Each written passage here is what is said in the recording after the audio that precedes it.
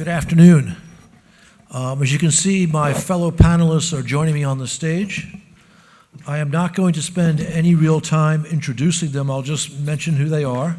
You have bios, and they're very distinguished, so you probably know them even without reading the bios. On my immediate left is Mikhail Kasyanov, former Prime Minister of Russia, and a very prominent politician today dealing with Russia.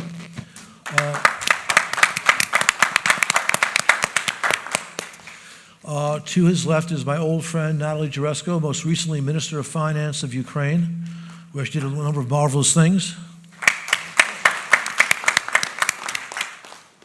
And then to Natalie's left, it's Slavomir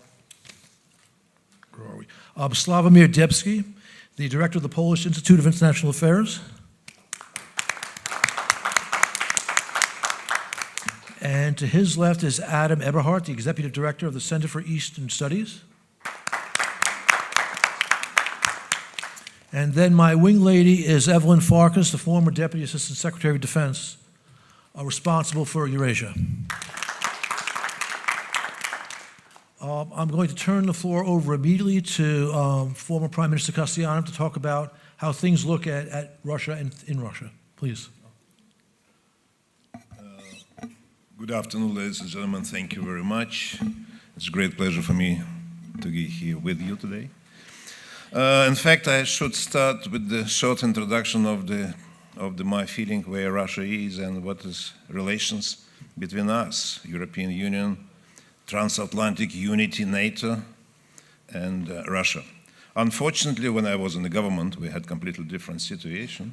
And at that time, some people can recall that me being a Prime Minister of Russia, I made even a public statement that I dreamed that soon my country would be a full-fledged member of NATO, because we had very good relations at that time, and we built up trust between NATO and Russia. And in 2002, we even established a special council, Russian-NATO Council. That was a step forward for deepening our relations. Mr. Putin at that time, being a president, a little bit in a soft way, but mentioned that he didn't exclude Russia's opportunity to be a member of NATO. But what happened since that time, when we had very good relations with the European Union, we called ourselves strategic partners, and we managed to improve our economic ties and cultural relations very much, and already dreamed about building up a free trade zone from Vladivostok to Lisbon, and visa-free zone from Vladivostok to Lisbon. As a strategic partners, we started doing that. But soon after the year 2005, 2007, the Russian government policy changed dramatically. Instead of continuing cooperating and integration, Mr. Putin announced other policy, announcing that Russia is surrounded by enemies, and all those enemies, through propaganda, as they say, was dreaming to deprive Russia of its sovereignty or something like that. And of course, it is where we see consequences on that. I think in 2008, the West made a dramatic mistake when, after invasion in Georgia, there was so-called, I remember, Sarkozy ceasefire agreement, peaceful plan for agreement for settling the problem that Russia didn't implement. I mean, Russian government, Putin's regime didn't implement any single point of this agreement, but nevertheless, 3 months after, the Western politicians came back to the relations with Mr. Putin's regime as business as usual. Mr. Putin taken us as a lesson, as a special permission of the West, a special ticket not to implement, allowing not to implement international commitments of Russia, and understood that is the way how the West would expect Putin's regime to behave. As a result of that, we have annexation of Crimea, despite of the fact that many agreements were destroyed by these decision of Mr. Putin. I will not be mentioning all of them, but Russia in particular had a special obligation vis-à-vis Ukrainian society, guaranteeing sovereignty and territorial integrity, and then Donbass, invasion on Donbass in a manner which, of course, created so many deaths of people and problems what we're suffering, all of them. I think today we understand that relations in a very low position, and I think that situation continue to be even harsher because of the simple reason Mr. Putin believes that everything is tradable in this world, and sooner or later one or another country facing with the electoral elections and internally would start somehow just trading but its principles with Russia. And that's why just he expecting elections in the United States and other major countries here in Europe, which those countries which mostly influence on building up foreign and security policy. By the way, that's for the first time after problems with Ukraine, our problems with Ukraine, all our problems with Ukraine, for the first time European Union demonstrated that there is a unified foreign and security policy. Before, for many years, people criticized all instruments, all bodies of European Union, that there was never such a policy built up and implemented. I'd like to believe that consistency, that will be the main principle which European Union would continue to pursue, same as United States and Canada. I think in terms of Russia, how to stop Putin's aggression. Some people would be right telling me that so majority of Russians support Mr. Putin, which is not absolutely true. There is a great support, that's right, but not necessarily that true support, because now the mobilization spirit already imposed in Russian society, and people they have feeling of fear, and they don't want to answer in the right manner, as they feel, as they believe. They don't want to answer the sociological questions to those monitors, and that's why we shouldn't judge the situation on the basis of that. Propaganda has very intense effect, and half of Russians continue to use central television as the only source of information. That's why they're becoming fruits of propaganda, and that's why they continue to, like 50% of population continue to support Putin in general.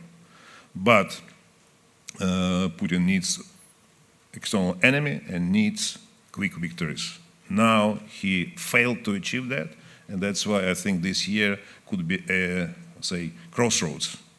And if we stay strongly on that, we internally, we're coming to federal parliamentary elections. If Mr. Putin allows opposition to participate and would not press us much, in that time, in this case, people would start to understand that maybe something could be changed in a gradual manner. And you here in the West also to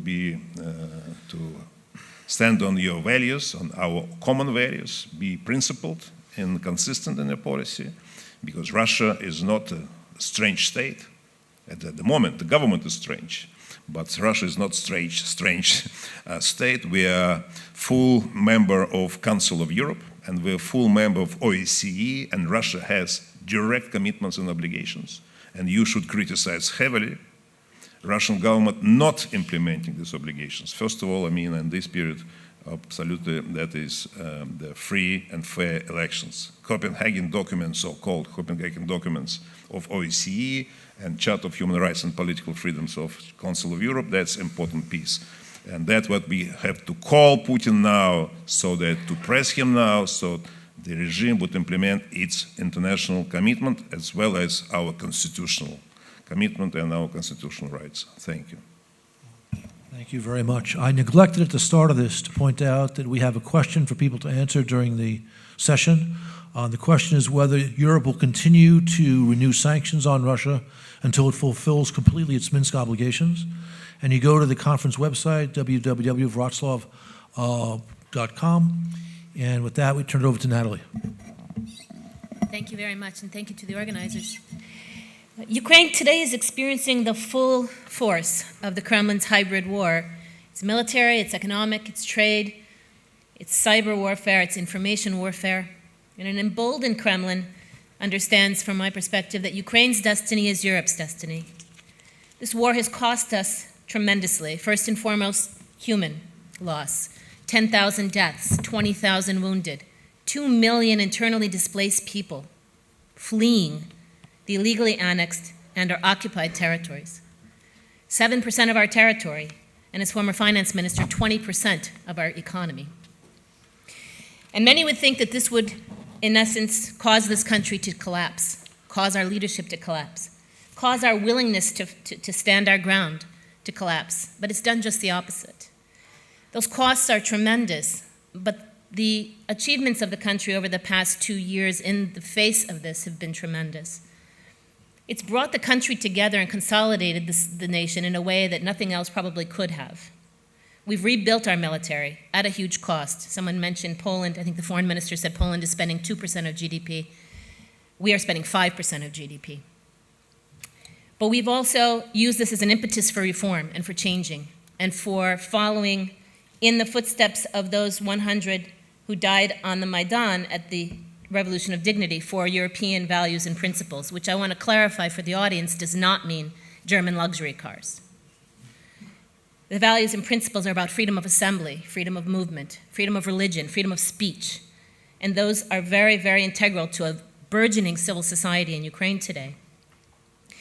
So the reforms that have over the past 2 years stabilized our economy. We've seen industrial production return after 42 months of consistent decline. We've stabilized our currency after days when it fluctuated by 100%. We've restructured our debt and avoided a debt crisis in our country. And we're restoring our banking system after, frankly speaking, Lehman. So there are many, many parts of this puzzle that are moving forward very, very well. For the first time in our history of new history of 25 years, we have not imported gas from Russia. We've been able to use the interconnector from Europe and our own domestic resources to cover our gas needs. And that is a part of our national security. So there have been many improvements, but there is still an enormous amount of work to be done, of course. Ukrainians are responsible for implementing those reforms.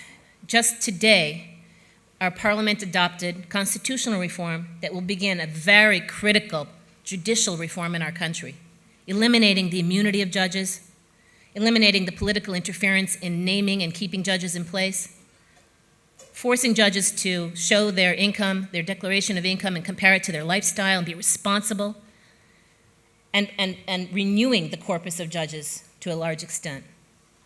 With the implementation of that and rule of law returning to our country, we have a great opportunity to fulfill the dreams of the Ukrainian people. But it will require a unified Europe, and a unified Europe that's willing to use economic, political pressure to counter the aggressive measures of the Kremlin. Solidarity in Europe, solidarity of the transatlantic partnership, is absolutely critical for Ukraine's success. I would argue for Europe's success. Ukrainians have put their hand forward to Europe, to return after millennia of tragedy, of challenges, to their rightful home in Europe. And they're willing to do the hard work. So I have these two requests. One, to remain consolidated against this aggression. And two, to engage with Ukraine, to engage with the Ukrainian people, to engage with civil society. It is not easy.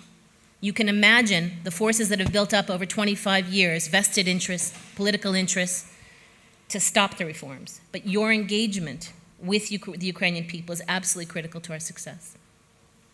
Thank you, Natalie. Mr. Stipsky. Well, let me share with you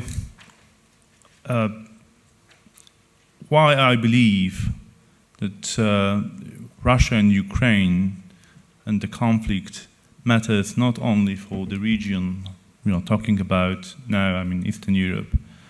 But it has much more wider importance. So at the beginning, I would like to stress basically three main aims of Putin's Russia. First is to make the West to accept that Russia has exclusive right for its own sphere of influence. And this sphere of influence should consist of all nations, countries, once belonging to the Soviet Union.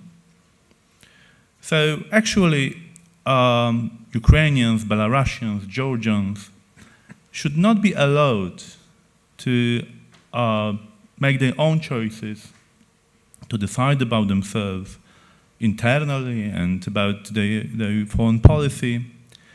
And all things should be consulted with the Kremlin. Second aim is to create a kind of buffer zone out of the countries which once belonged to the Soviet bloc. And however, the Kremlin is, unwillingly, but is ready to agree that they belong now to the European Union, to NATO, but still Russia should have a say in terms of their military posture, in terms of their foreign policy, in terms of their economic policy, in terms of their energy security, and a lot of different things. And the third aim the Kremlin likes to impose on us is reshaping the world order in the way that it should look like 19th century concept of power, Vienna, Congress of Vienna style thing. And all these aims have one common denominator. They are based on undemocratic principle. If we are considering all claims about sphere of influences, buffer zones, and the concept of power, in each of these aims we would find undemocratic tendency. So that's my first point. Another point is that if these aims of foreign policy goals were only some kind of intellectual deliberations, then of course we could meet at the conferences, forums like this, and exchange views, engage ourselves into dramatic exchanges during the panels. The problem is that since 2014, we have learned that Russia is ready to fulfill these aims, to implement them by unilateral use of force. And the war became once again an instrument of foreign policy. Something which we believed for many years has belonged to the past and the history. Since 1989, since the collapse of the Berlin Wall and the end of the Cold War, Europe and Poland in particular benefited from the new rules of the game. That one of the basic is that we don't use force against each other, that we don't try to change our borders, that we accept that, no matter how many political and historical claims we may have for some territories. But we decided that we would not touch it for the sake of better cooperation, peace, development, stability. And suddenly, in 2014, all of that were questioned. And my third point is, and that's the most important one, developments in Eastern Europe and Russia being questioned the basic rules of international affairs established after 1989 may have an impact on the international order. It is not a surprise that Vietnamese diplomats were very concerned 2 years ago after annexation of Crimea with the reaction of the West, and they were very concerned by the fact that the permanent member of the Security Council violates the United Nations Charter and goes unpunished. Because they know that they also have a permanent member of Security Council. They have a common border with them. And once the rules are violated, no one can feel secure and ensure that nothing like this would happen in any other part of the world. Thank you very much. Thank you. Adam? Thank you very much for an opportunity to meet here and Mike. discuss Russia and Ukraine. Russia and Ukraine. Well, let me start with remarks of Dr. Dembski, who said that Putin decided to make use of war as an instrument of the foreign policy. I would say that the problem is even deeper. President Putin decided to make use of war as an instrument of domestic policy, and it is a problem. The problem of Russia today is that the economic crisis of Russia is for serious. It is extremely deep. It is not only because of dramatic decline of oil prices, although it is really a huge blow on Russian economy, as energy resources account for around 30% of Russia's GDP, 50% of Russia's budget revenues, and around 64% of Russian export incomes. But it is also not only a problem of a sanctions war against Russia, which has certainly some impact, rather indirect impact on Russian economy. But the problem with Russian system is that it becomes more and more obsolete. The structural weakness of Russian economy is very clear.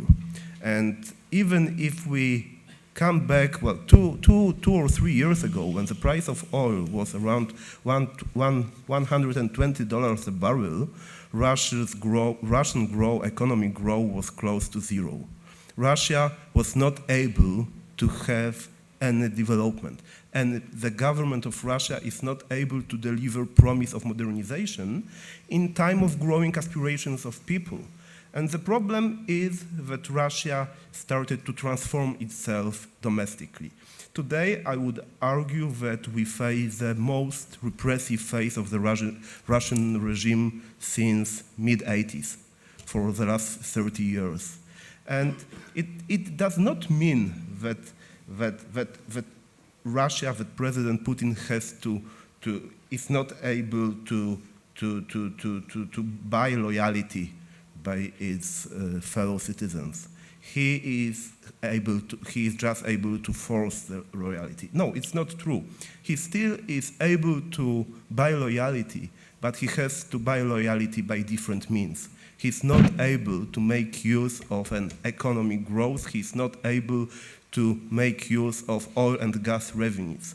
So Russia is not able, the Russian government is not able to make use of the fridge. They have to make use of the TV set. And it is the most important problem we are facing today.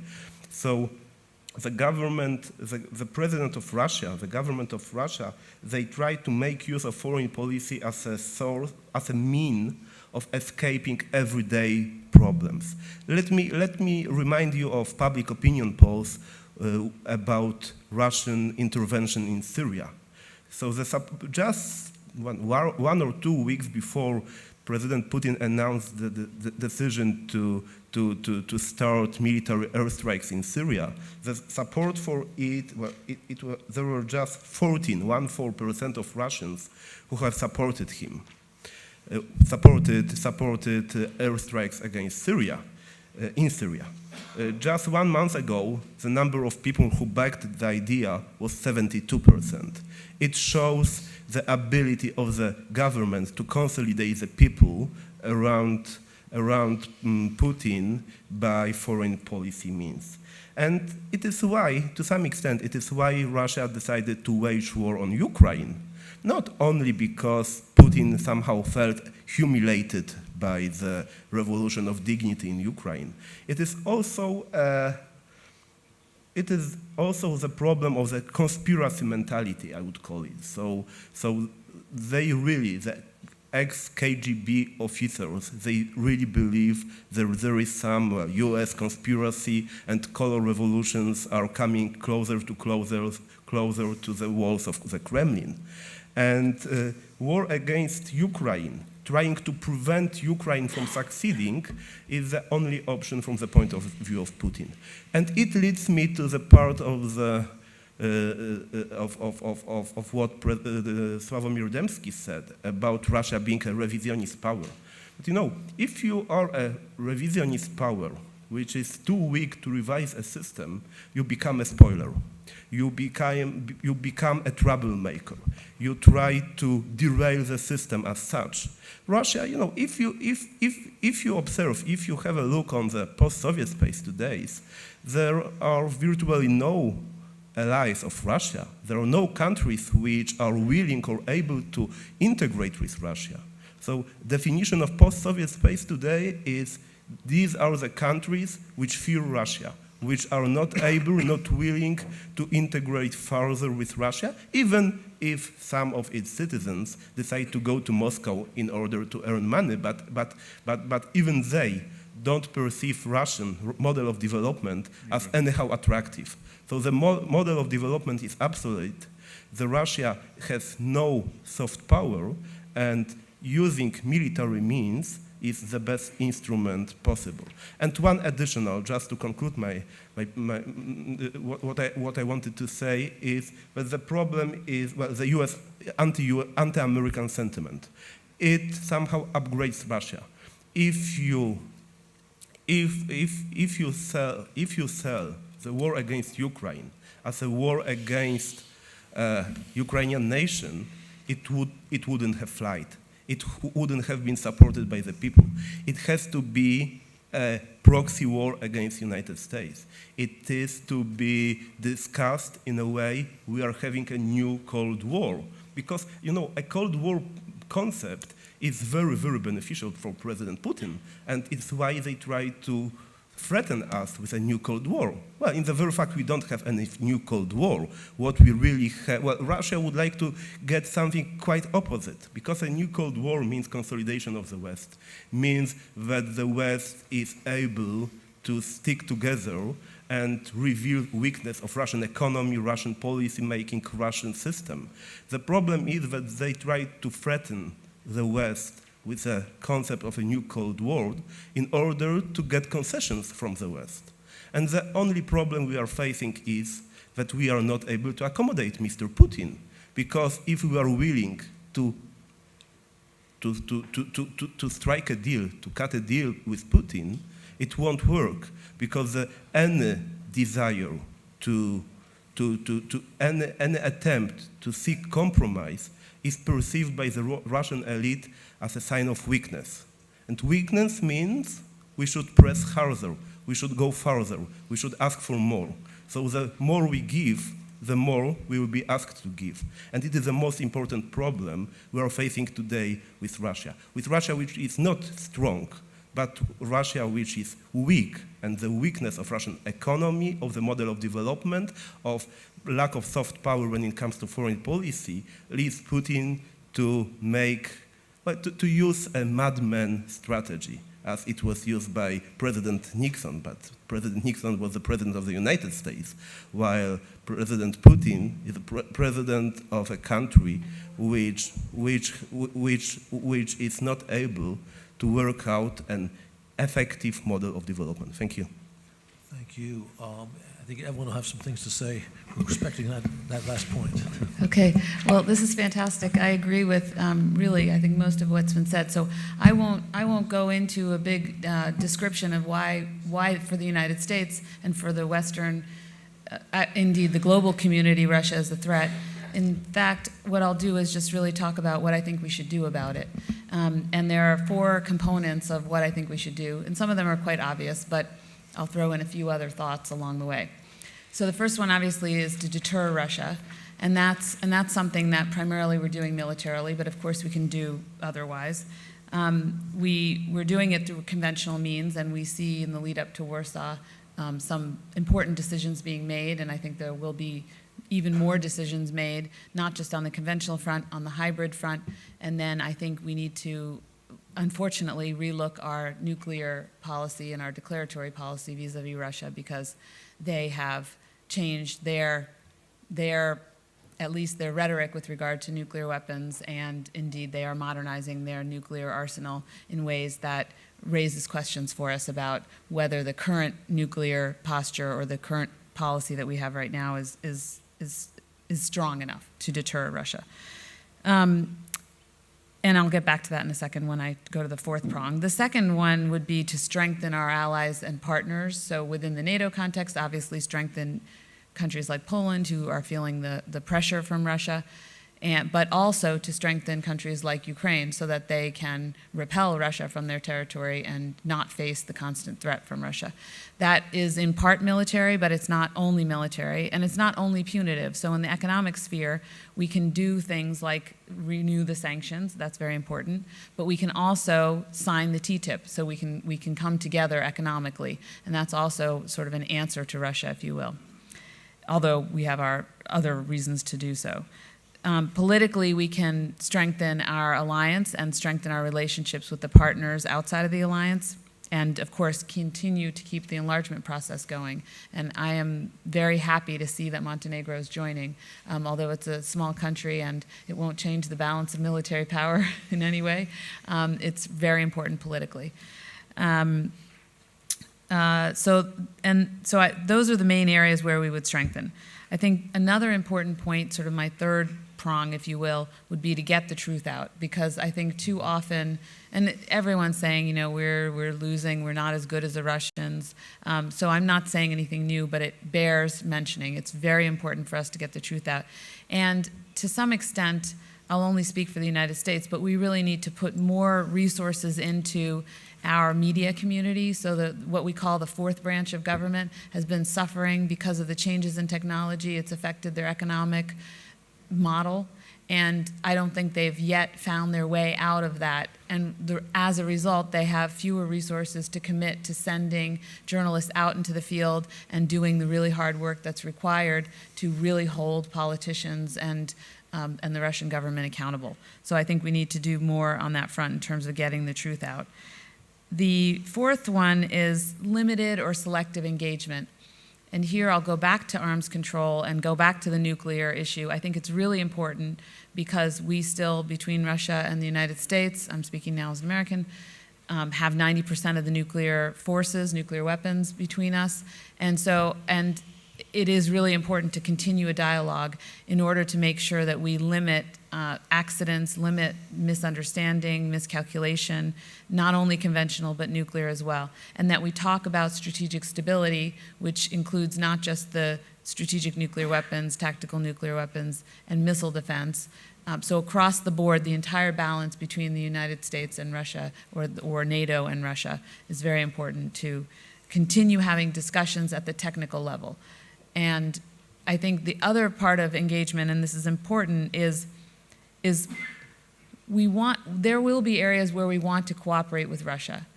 And if it's in our interest and the Russians deem it in their interest, then the Russian government will cooperate with us. We saw that in the case of the Iran nuclear programs. And so there may well be other areas where the Russians would be willing to cooperate with us where it's in our mutual interest. But we shouldn't fool ourselves. If the Russians are not willing to come to an agreement on missile defense, we need to continue having technical talks, as I said just 2 seconds ago, to reduce miscalculation and dangers that revolve around that. But we shouldn't chase after the Russian government if they're not ready to compromise with us or have a serious negotiation. And then that gets me to Syria and Ukraine when I talk about compromise and serious negotiation. With regard to Syria, I find myself increasingly unable to be quiet and to kind of bring that up as the #1 agenda, because on the global scale, it's appalling what's happening. And I think that this should be more important to Europe. What's happening in Syria, it often gets covered in the context of the refugee and the migrant crisis. But we really need to address the humanitarian crisis and the war there. And right now, the international community is not putting sufficient pressure on Russia and Syria for them to compromise. You do not compromise when you're prevailing on the battlefield. And so until we can change that dynamic, we will not have a compromise there. And I think that we can go into more of that on Q&A or on the panel that's on the Middle East tomorrow. But I think it's really important to say, there are over 5 million refugees. The estimate of the death toll is anywhere from 100,000, that's very low, to over 200,000. Again, worst humanitarian crisis since Bosnia, since World War II. And I think we all need to speak out on this. And I also think that Russia's getting too much of a pass with regard to the way that they're conducting this war and the effect that it's having on civilians, the fact that humanitarian assistance is not getting through to these people, this latest convoy that didn't have food in it. And that town was besieged since 2012. And in part, probably because of a vendetta that the government, that Bashar al-Assad has against that town, because it was one of the first ones to demonstrate against him. Aleppo, Idlib, these are cities under siege. Europeans, and as a European American who has parents who grew up under a siege, who experienced this, I think we need to speak up more and try to address the Syria conflict, because I don't think these things are separable. And of course, it's obvious the refugee crisis affects Europe directly, and to some extent the United States, although I would argue that it should affect us more. But so that's, I'll leave it at that with regard to Syria. With regard to Ukraine, the Ukrainians have already compromised. So in Syria, I think there is a compromise to be found. We haven't found it yet. Although the United States and our allies have also compromised somewhat, at least in the timeline on Assad. But there's probably more area for compromise. With regard to Ukraine, as I mentioned, Ukraine has already compromised. So it's really up to us, the international community, to make sure that Minsk gets implemented. And I think this has been said in many other Atlantic Council fora, but Minsk is very flawed. It's a laundry list of what the Russians have to do, what the Ukrainians have to do. There's no sequencing, and if you get the sequencing wrong, the whole thing doesn't work.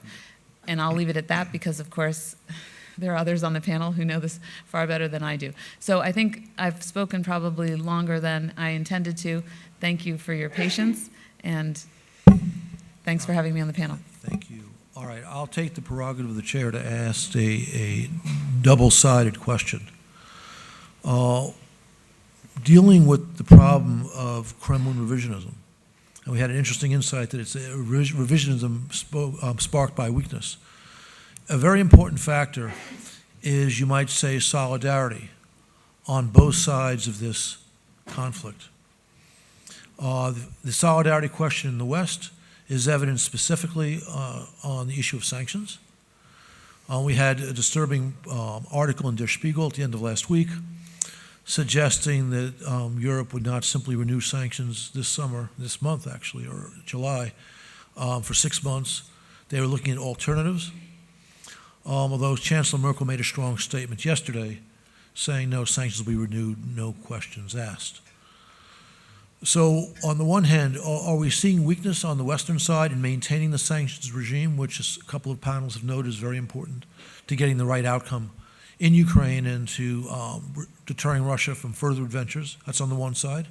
On the other, is the solidarity we've seen in the West to date, which is much more than the Kremlin expected, producing cracks on the Russian side of this divide. We know that the financial elite in Russia is not particularly happy about the sanctions regime and about the cratering Russian economy. We know that there are serious differences between pillars of the Putin regime. On the one hand, Mr. Kadyrov. On the other hand, the FSB. So I welcome the insights of our panelists on the issue of solidarity on both sides, and then we'll turn to the audience. I'll just argue that this fear of a lack of solidarity is part of this information propaganda campaign, and so I think it's a constant threat out there to prove that the European Union is not united, that there's a transatlantic split. I think it's part of the entire emphasis from the Kremlin. At the same time, I don't think that we have shown in the democratic world enough of a solidarity, enough of a strength of response. And an example would be, aside from sanctions, because we talk about sanctions, but what about Nord Stream 2? Why is there no solidarity with regard to the European position, the energy community's position with regard to Nord Stream 2? And there isn't. Commercial interests are, in some cases, becoming more important than the broader general interests and the principled interests, which in essence will affect the economies anyway. So I would argue that we'd like to see more strength of unity of position, not just sanctions, but including sanctions. Only you can answer the other. I don't think just we have any problems with solidarity in Russia. In Russia, the regime is weakening because of, as I said, transatlantic unity and inability of Putin to destroy this and even to divide countries here within the European Union. And those attempts we see every day, and recent meetings of Mr. Putin confirms that. But I think, of course, for Putin, it's very good opportunity to strengthen propaganda, internal propaganda, just when we see some kind of discussions and dreams of different European politicians asking just let's lift sanctions, and we're dreaming the period when the sanctions will be lifted and we will have nice cooperation, etc.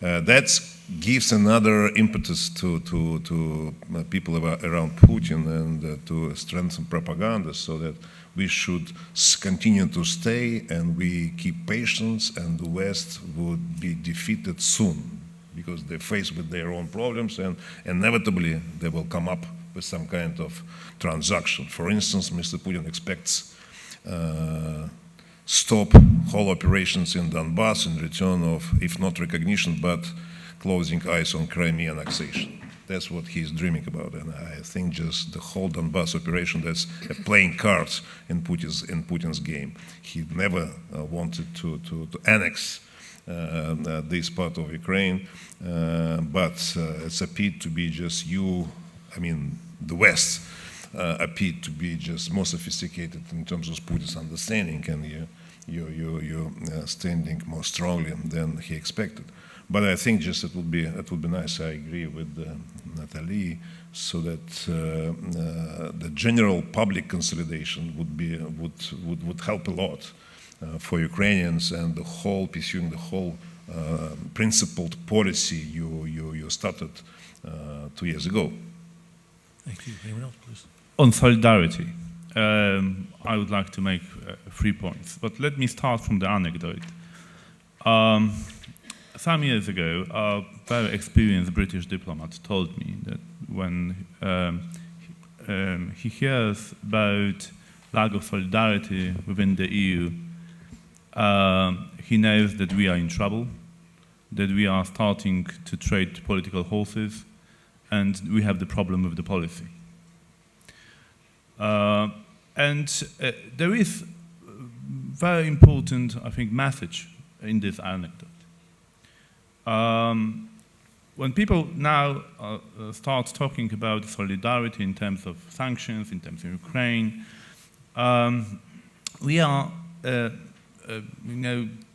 it shows that we have the problem with understanding that supporting Ukraine, it is not the issue about the solidarity or showing solidarity to Ukrainians, but it is about defending the values and defending the norms and standards which are crucial for our very existence. If we undermine these basic rules of the game, that if we allow the powerhouses to overuse its power against the smaller neighbors, then we would welcome the troubles for all of us, for Europe, and sooner or later also for the United States. That's the first point about showing solidarity to Ukraine. It should be, our policy towards Ukraine should be driven by our interests, not by our sentiments or about our subscription to the notion of expressing solidarity with people. Then about Russia, because I think Russians also need our very well-tailored approach. If we can speak about showing solidarity to the Russians, I would argue that we should find in Russian society those who are like us, like we are, who are sharing our values, who would like to become members of the European and even transatlantic community, who don't agree with Kremlin's propaganda claim that Russians and Russia is a special case, that it cannot be democratic because tradition is of the authoritarian kind, and that Russia cannot be changed. Because actually those people who try to change the way how traditionally Russian politics is being made are our allies, and we should, and those Russians like to contribute to the peace and stability which are of our common interest. So we should find those members of Russian society who are ready to contribute to European peace, and there are such people. And that's why we should keep our channels of communication open, and that's why we should always be ready to engage ourselves with dialogue, not only because we like to deter Russians, because the dialogue is also the mean we can use to deter and to inform what kind of the Russian policy we don't like, but also as an instrument of engagement, our instrument of showing solidarity with those who'd like to change the way Russia operates. Thank you.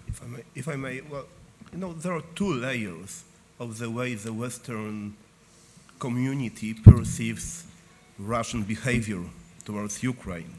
The first one is a perception layer, the second one is a policy one.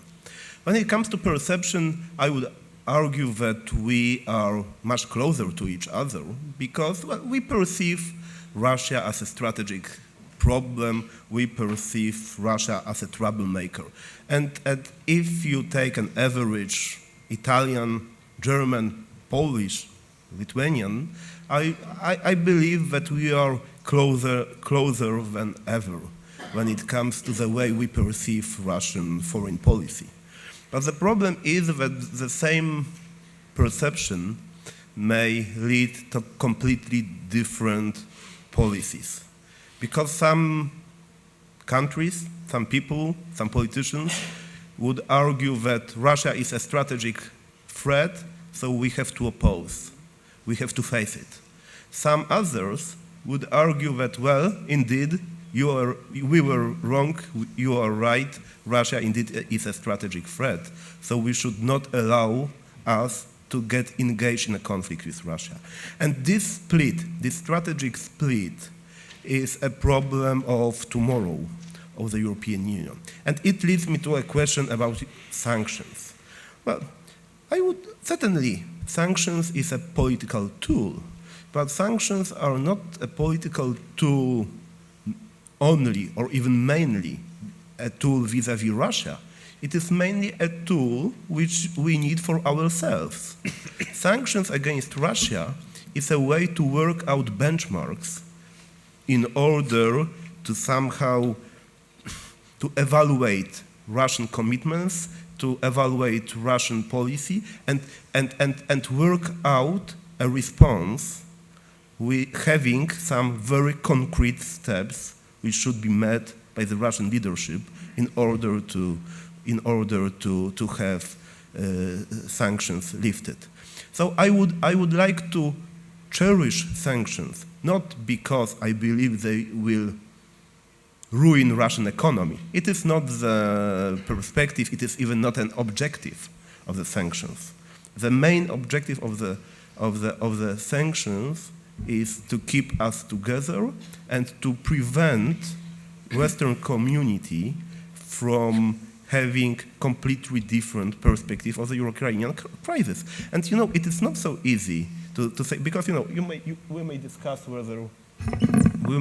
whether Russia is helpful or not helpful, whether Russia meets some conditions which are part of the Minsk agreement. But I cannot envisage free and fair elections in Donbass.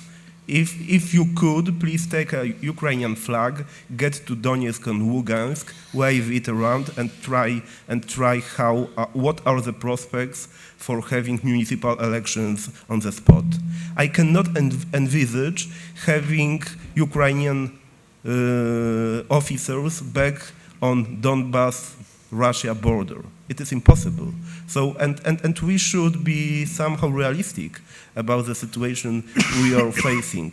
Russia is trying to show a positive attitude today, as Russia would like to divide up the West, to get rid of sanctions, but concessions we are facing, we are observing today, are really not important. They are really completely, it is not changing the picture on the ground. And we, the Western community, we would like the picture on the ground in Ukraine be completely changed. And we would like Russian policy vis-à-vis Ukraine to be completely changed. And I doubt whether we are observing any kind of thought today. Just very short. I think there's some element here that's extremely important. As a Ukrainian, I appreciate the compassion that the rest of the world is showing to the illegal invasion and occupation of my country. But this is about principles, and this is not a threat of Ukraine. It really is a threat to those principles, whether they be the Helsinki principles, whether they be the inviolability of borders, whether they be keeping your promises in terms of the Budapest Memorandum, or being a UN Security Council permanent member, or whether it has to do with basic human rights.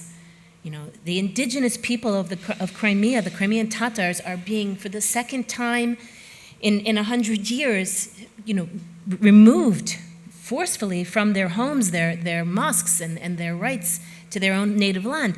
These sanctions and this unity is not about feeling sorry for Ukraine. Again, as a Ukrainian, I appreciate it, but it's about the threat to the system that the democratic world has put in place, and that has saved us, as you said earlier, from horrendous wars over the past 60, 70 years. And I think the sanctions need to remain in place until those principles are clear again. And when you say that Ukraine will not have, or you can't imagine Ukraine reclaiming its borders, that's all we can think about, because that is what's right. Is it complicated? Yes. Is Minsk complicated? Yes.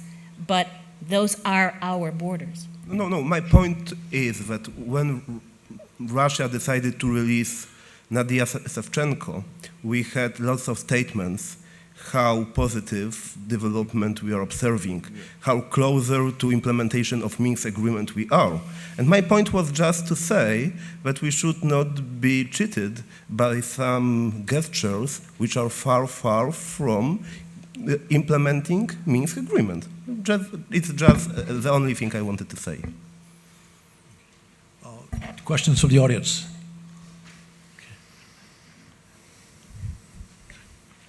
Here, right in the middle of the back, and then over to here. Yes.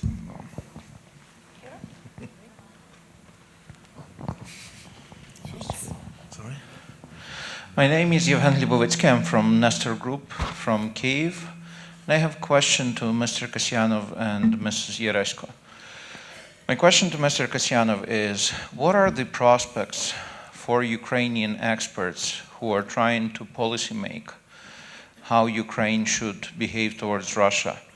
Should we aim at the prospects of European Russia? And then could you explain how that is possible for the Russian opposition to take over, to leave Crimea, to persuade the Russian public that it was all a huge mistake, and to probably say that, you know, forgiveness would be a good thing?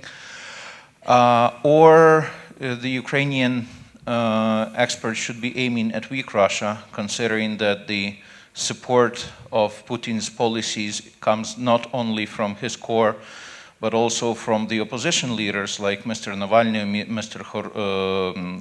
Khodorkovsky, and the vast majority of the public. So does Russia as empire have prospects, or you see how it's possible to modernize it?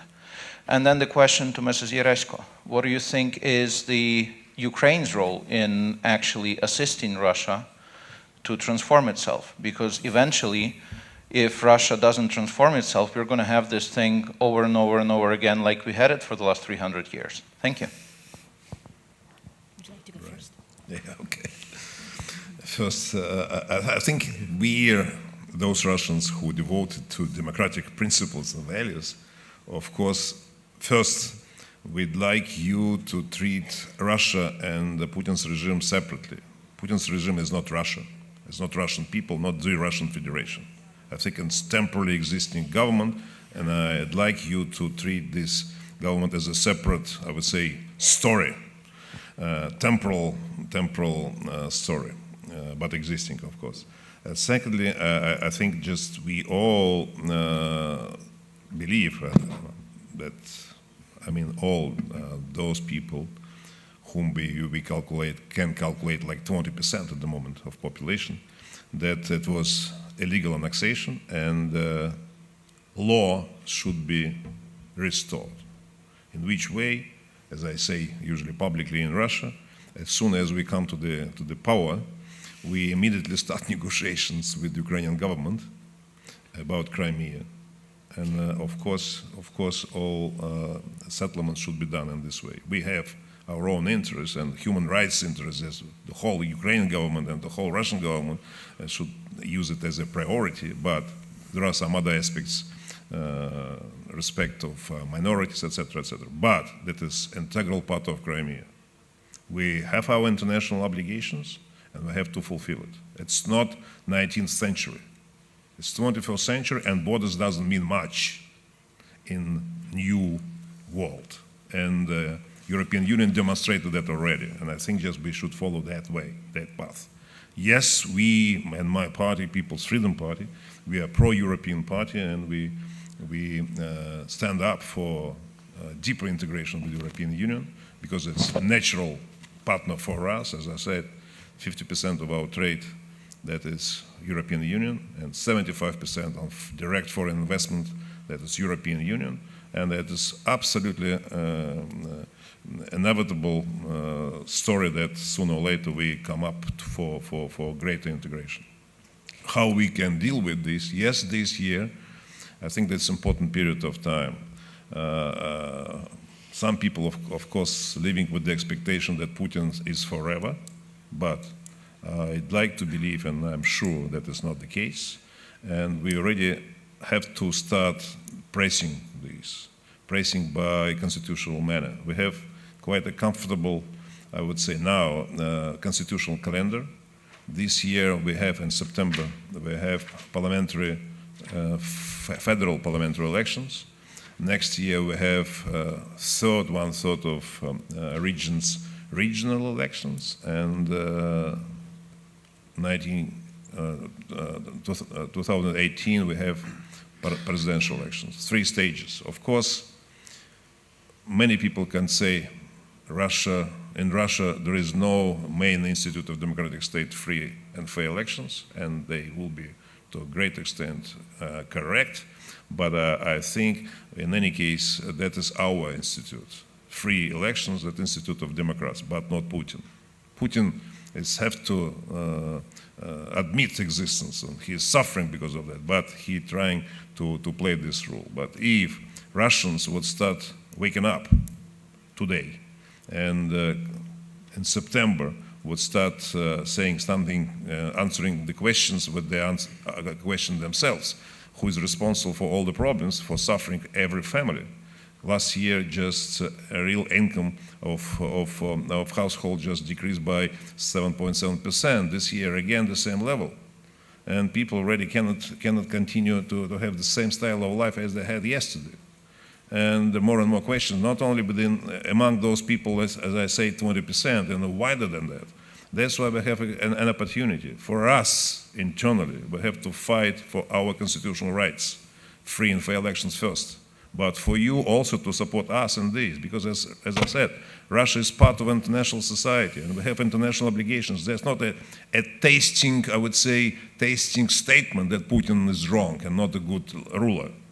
That's an obligation of the country, and Putin is to implement all those obligations, and you are obliged to criticize. Why you are criticizing, for instance, Hungarian government for internal problems, or Spanish or the French government for gypsy problems, etc. But why you're not criticizing Russian authority for similar human rights violations, much stronger violations?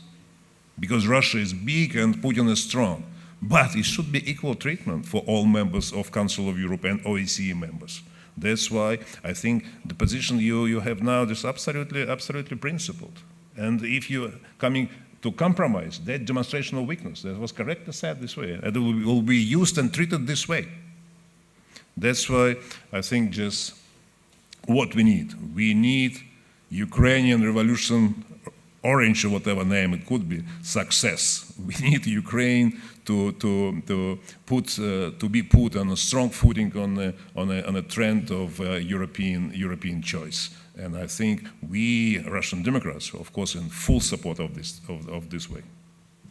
That, in short, is my answer. The Ukrainian political leadership, the Ukrainian people can do one thing, which is succeed in building a European state based on rule of law with a competitive market economy that implements the European Deep and Comprehensive Free Trade Agreement and Association Agreement in full, so that we've integrated and we've proven for our own people, for our own society, but for those near us and in the near abroad, that we can do it. Not that we should do it, but that we can do it, and that it's successful, and that it's the right thing to restore trust and to restore growth in our country.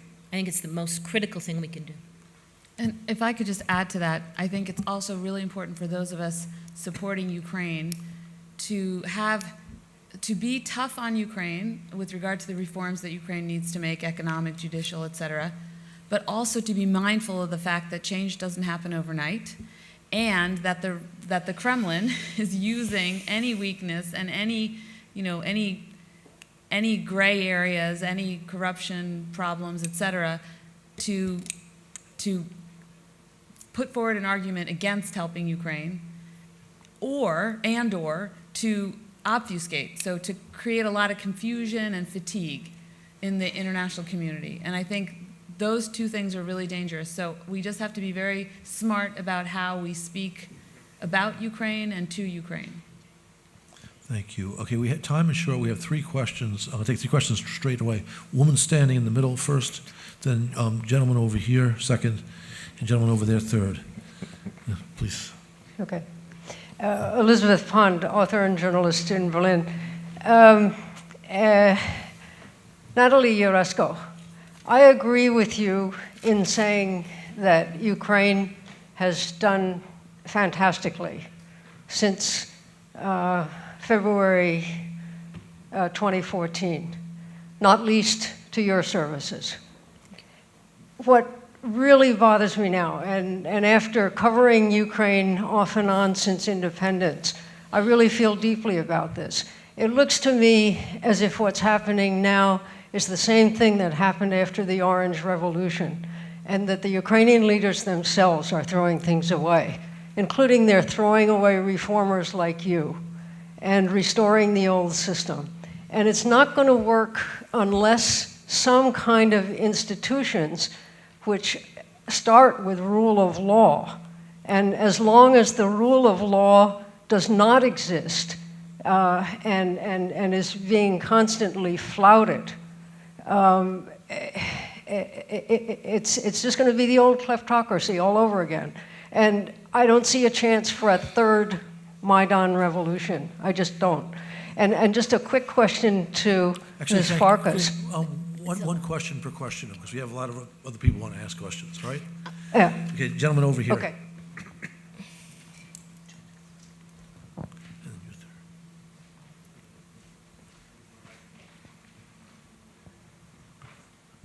My name is Andrzej Deshit, I'm ambassador of Ukraine to Poland.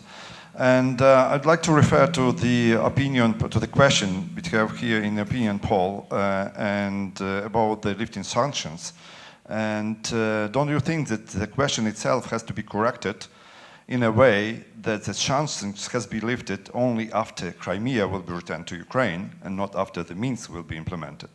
Because what has happened, why sanctions were introduced, not because of this Donbass, but because of the Russian aggression.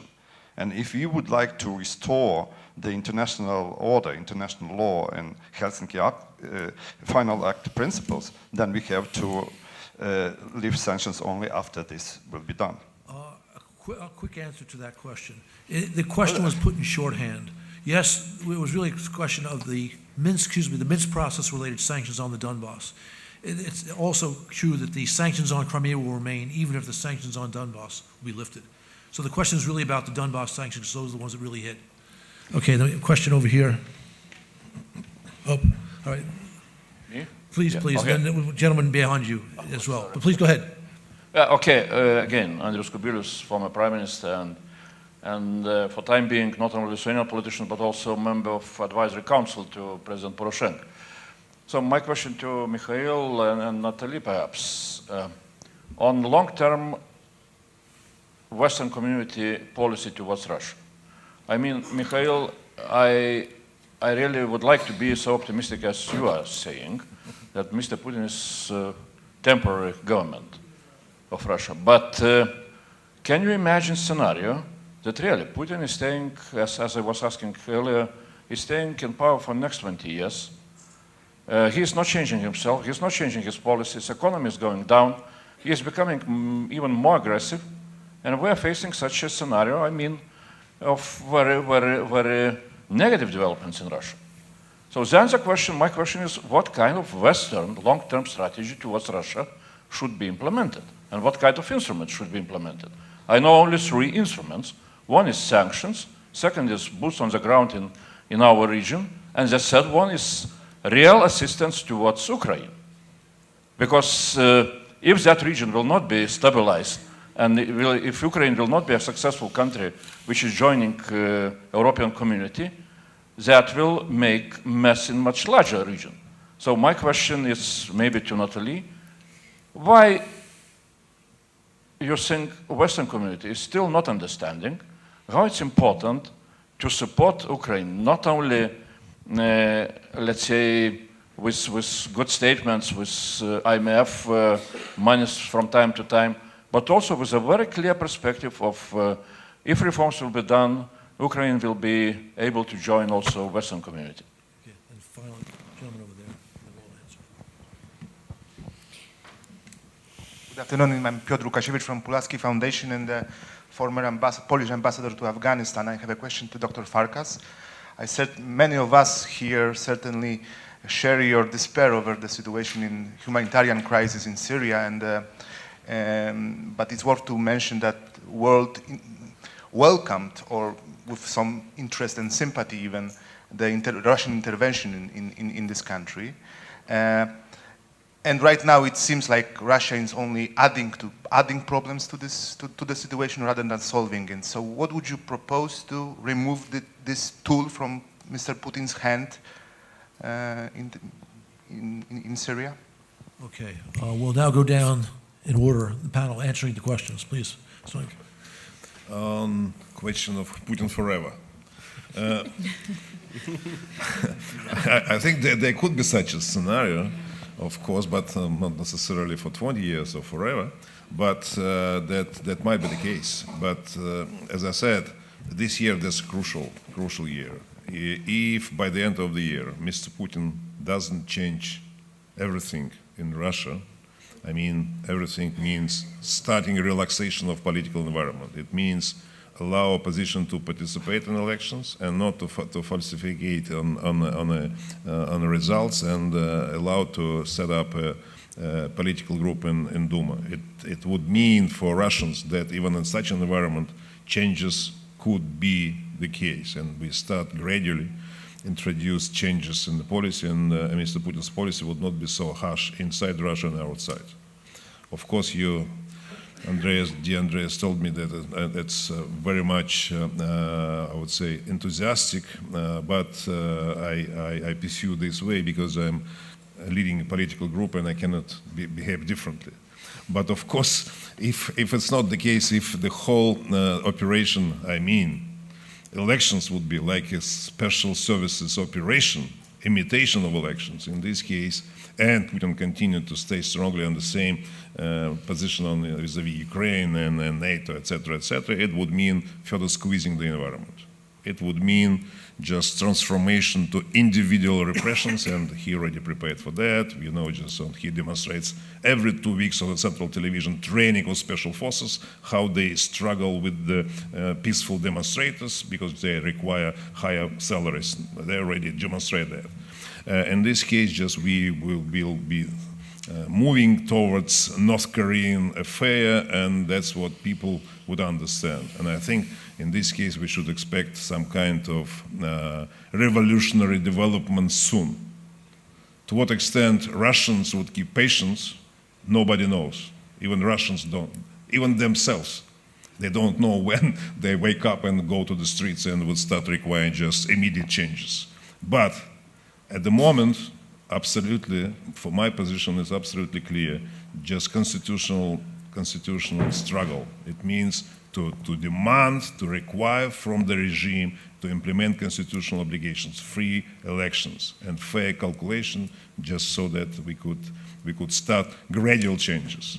But the risk of going towards just difficult scenario absolutely exists. Moreover, what to do for you, for neighbor countries and Western society, of course, I don't want just missiles to be installed here or just additional troops on the ground be positioned here, but that is reality.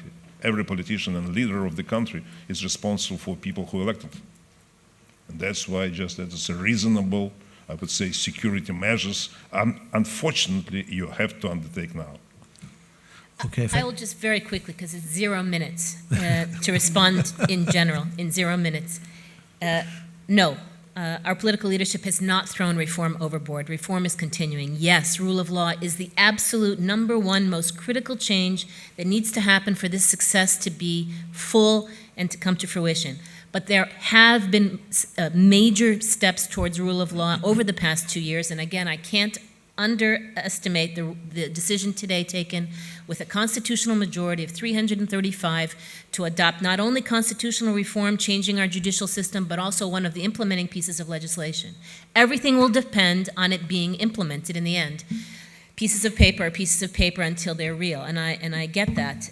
But I do believe that one of the big differences between this post-revolution and that post-revolution is that our civil society is so much stronger. Our civil society is so much more demanding, so much more engaged, and technology makes so much more possible. So with electronic procurement systems in government, we have already eliminated all of the corruption in state purchases. With e-data, the transparency of our treasury online, which most European countries don't do, we've given civil society the tools to look at every spending in our budget environment. With e-declarations, which were a requirement of the EU visa-free regime, which goes online this summer, for the first time, and again, it's not, even the Prime Minister of the UK doesn't have to report. What Ukrainian officials and former officials will have to report online in public, including judges now after today, to be able to wipe out the difference between your legal earnings and your living style. So I think we are moving on this. Do I want it to move faster? Absolutely. Do I wish we did it 25 years ago? Everyone in the world would probably say yes. But I believe this is significantly, substantially different, and that the progress continues. Thank you. Well, if I may, just several words on domestic situation in Russia. First of all, if we were able to predict revolutions, they would never have happened. So it is point number one. The point number two is that it is extremely difficult to measure level of support for a leader in an autocratic society. Take a telephone, call anyone and ask him whether he supports President Putin. But I would argue that the level of support is relatively high today, and repressiveness of the regime is aimed mainly at preventing alternatives from appearing, and it is the main goal of the regime. And President Putin is able to buy loyalty by foreign policy means, but the most important problem is that he will need fuel in order to keep it working.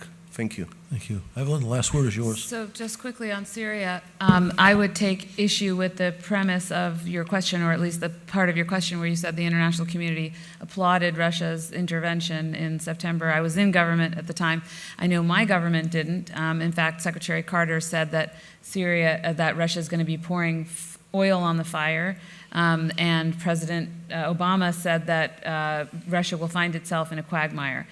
And it remains, they certainly have poured oil on the fire, and it remains to be seen whether they're in a quagmire. So I don't think there was any welcoming of the intervention. All it's done is cause more suffering for the people in Syria, and it's made it harder now because we have not countered, as I mentioned earlier, to come to a peaceful resolution. And by countering, I mean we have to gain leverage vis-a-vis Russia, Syria, and Iran, whether it's through military, economic, or a combination of those means. It doesn't matter, but we need to force them to realize that they are losing, if you will. Right now they're not, in order for them to make a compromise. And the compromise then will be a political one. The only thing I will add that I didn't mention earlier was I also think we need to do something in the interim to deal with the humanitarian crisis, and I'm very much in favor of a safe zone a la Iraq 1991, provide comfort. So thank you. And in fact, on June 21st, my senator at the Atlantic Council is going to host a conference on the humanitarian crisis in Ukraine, which you could pull online, live streaming it. Now, may I ask you to stay in your seats? We have a wonderful panel on global competitiveness right after this. But before that, please give our panelists a good hand.